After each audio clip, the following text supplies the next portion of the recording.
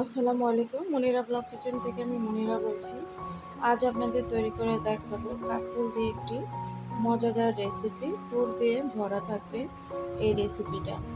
তো তার জন্য লাগছে আমার কাঁকরোল। এখানে কয়েকটা কাঁকরোল নিয়েছি। তার মধ্যে থেকে আমি 4টা কাঁকরোল বেছে নেব। 4টা কাঁকরোল দিয়ে এই রেসিপিটা তৈরি করলে অনেকগুলো হয়ে যাবে। 4টা যেহেতু 2 ভাগ করে নিব, সেই ক্ষেত্রে 8টা মতো হয়ে যাবে। আর 8টা হলেই পরিবারের সবাই কিন্তু অনায়াসে তৃপ্তি করে খাওয়া যাবে। তো এখন দেখুন আমি কাঁকরোলগুলোকে দুই পাশে বোঁটাটা কেটে নিয়ে মাঝখানে ফালি করে নিচ্ছি। আর পিছনের সাইডটা এভাবে একটু কেটে নিতে হবে। স্ক্রিনে দেখতে পেলেন আমি কিভাবে কাজগুলো করলাম। এবারে এগুলোকে আমি সেদ্ধ করে নিব। আর এই যে এইভাবে কেটে নিয়েছি, এটা দেখতেই পাচ্ছেন। তো এখন দেখুন একটা ফ্রাই প্যান বসিয়ে দিয়েছি। দেওয়ার পরে এখানে সামান্য একটু লবণ দিয়ে এখন কাঁকরোলগুলোকে দিয়ে দেব। কাঁকরোলগুলোকে দিয়ে আমি এটাকে 3-4 মিনিট সময় ধরে ফ্রাই করে নেব। যেহেতু পানিটা গরম ছিল, গরম পানির মধ্যে কাঁকরোলটা দিয়েছি, এর কারণে মাত্র 3 থেকে 4 মিনিট সময় ধরে এটাকে জাল করে নেব উল্টে পাল্টে ভালো করে। একদম সেদ্ধ হবে না পুরোপুরি, তবে মোটামুটি 40% সেদ্ধ হবে। এরকম অবস্থায় এটাকে সেদ্ধ করে নিতে হবে। দুই পাশে উল্টে পাল্টে এটাকে সুন্দর করে আমি ফ্রাই করে নিচ্ছি। ফ্রাই করা হয়ে গেলে কাঁকরোলগুলোকে উঠিয়ে পানি ঝরিয়ে ঠান্ডা করে নিব। যতটা সম্ভব ততটা ঠান্ডা করে কিন্তু কাঁকরোলগুলোকে নিতে হবে। তা না হলে এগুলো যখন আপনারা আরও প্রসেসিং করবেন তখন গরম লাগবে। তো এই যে এখন আমি এটাকে একটা চামচের সাহায্যে মাঝখানে বিচিগুলো আলাদা করে নিব। একটা চামচ লাগবে, আর চামচের সাহায্যে এভাবে আলাদা করে নিতে হবে। অফ ক্যামেরাতে সবগুলো আমি বিচিগুলো বের করে নিব কাঁকরোল থেকে।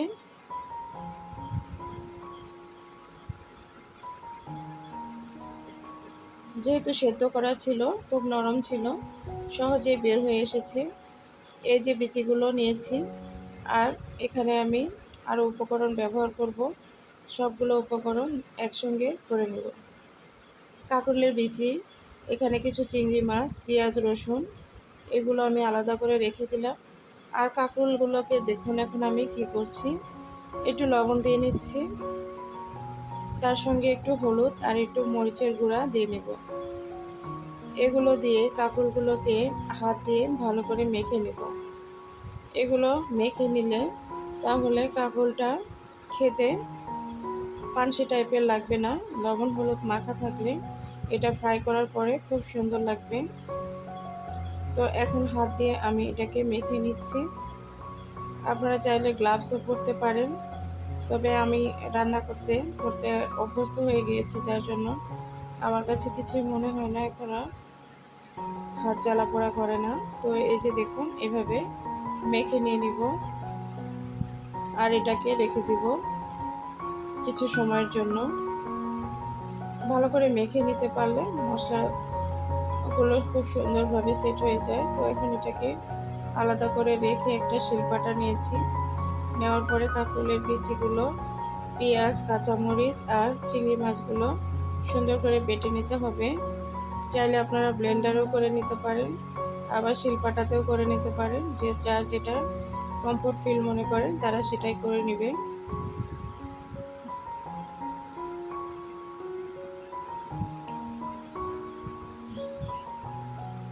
তো এখন আমি এটাকে বেটে নিব।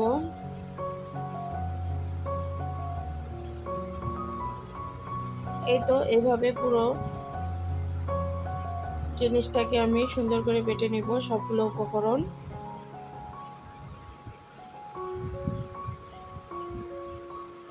তো এই যে বেটে নিয়েছি, নিয়ে একটা প্লেটের মধ্যে উঠিয়ে নিয়েছি। আর এখন দেখুন কি করছি আমি, এখানে এখন লবণ দিয়ে দিলাম। লবণ পরিমাণ এখানে বুঝে শুনে দিবেন।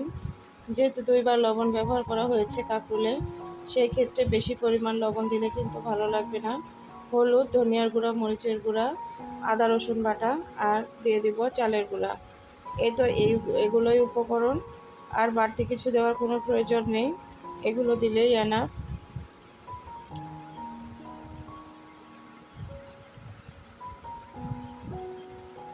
আপনারা যারা মনে করছেন যে এখানে ডিম দিতে পারেন, চাইলে দিতে পারেন, সমস্যা নেই। ডিম দিলেও ভালো লাগবে খেতে।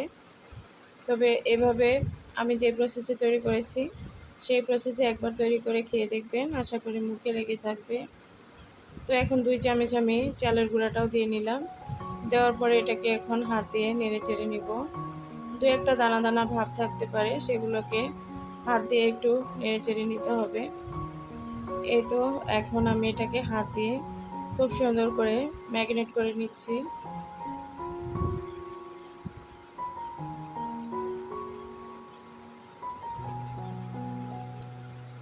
এখন দেখুন ওই যে যেই কাঁকরোলগুলো আমি রেখে দিয়েছিলাম সেগুলোর মধ্যে পুরগুলোকে দিয়ে নিচ্ছি। দিয়ে এইভাবে হাত দিয়ে সমান করে দিতে হবে।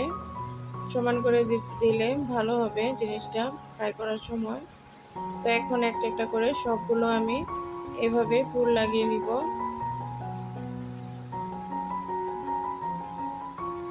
এক পাশটাতে পুর লাগিয়ে নেবেন আর উপর পাশটাতে পুর ছাড়াই রাখতে হবে।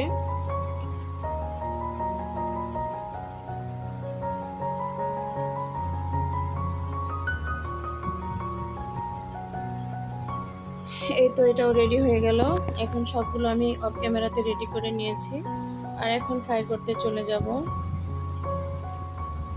কড়াইয়ের মধ্যে আমি ফ্রাই প্যানের মধ্যে এখানে তেল দিয়ে নিয়েছি আর তেলটা গরম করে নিয়েছি। নেওয়ার পরে কাঁকরোলগুলোকে উল্টো পাশ করে এভাবে বসিয়ে দিতে হবে।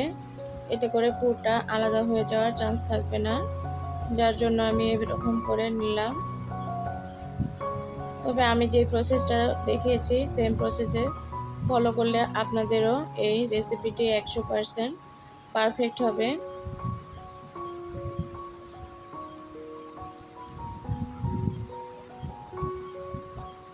সবগুলো দেওয়া হয়ে গিয়েছে। এখন আমি কিছু সময় অপেক্ষা করব, এটাকে জাল করে নিব। এক পাশে জাল করা হয়ে গেলে এভাবে উল্টে দিতে হবে। কত সুন্দর একটা কালার চলে এসেছে, পোড়া পোড়া। তো এরকম পোড়া পোড়া কালারই চাচ্ছি। এখানে কিন্তু কোনো প্রকার ফুড কালার ব্যবহার করার প্রয়োজন নেই, যেহেতু চিংড়ি মাছ দেওয়া আছে আর কাঁকরোলের বিচিগুলোর কারণে এরকম একটা কালার চলে আসবে। তো এখন এই পাশটা আসলে ভালো করে জাল হয়নি, যার জন্য একটু লেগে ধরেছিল। তো এটাকেও জাল করে নিতে পারলেই হয়ে যাবে। তো এখন অফ ক্যামেরাতে সবগুলো উল্টে পাল্টে নিয়েছি। আর দেখুন কালার চলে আসছে পিছনেও। তো এরকম করে এটা 10 মিনিট সময় ধরে ফ্রাই করে নিতে হবে। তাহলে কিন্তু খুব সুন্দর মতো এটা সব পাশে সুন্দর মতো ফ্রাই হয়ে যাবে আর খেতেও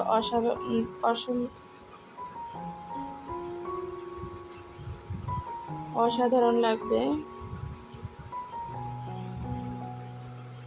তো এখন দেখুন তেলটাকে আবারও একটু এভাবে ঘুরিয়ে নিচ্ছি, এতে করে চতুর্পাশে তেলটা ঠিক মতো গেলে তাহলে দেখবেন যে সুন্দর মতো এগুলো ফ্রাই হয়ে যাবে।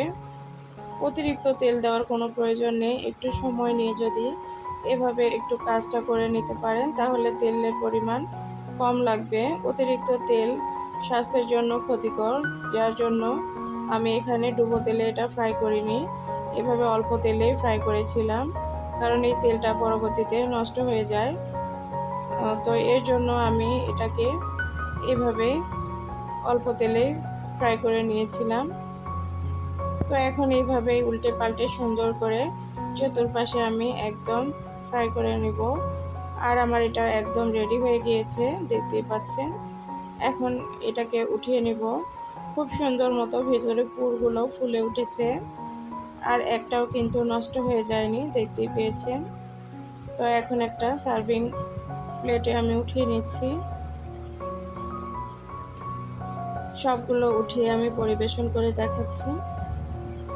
এই যে দেখুন, মাশাআল্লাহ, আমার এই কাঁকরোলের রেসিপিটি একদম রেডি। তো এটাকে কি নামে ডাকে আমি জানি না, কাঁকরোলের বড়া নাকি কাঁকরোলের চপ কি বলে আমি জানি না। তবে যাই হোক, আমি তৈরি করেছিলাম। আর কেমন লেগেছে কমেন্ট করে জানাতে ভুলবেন না।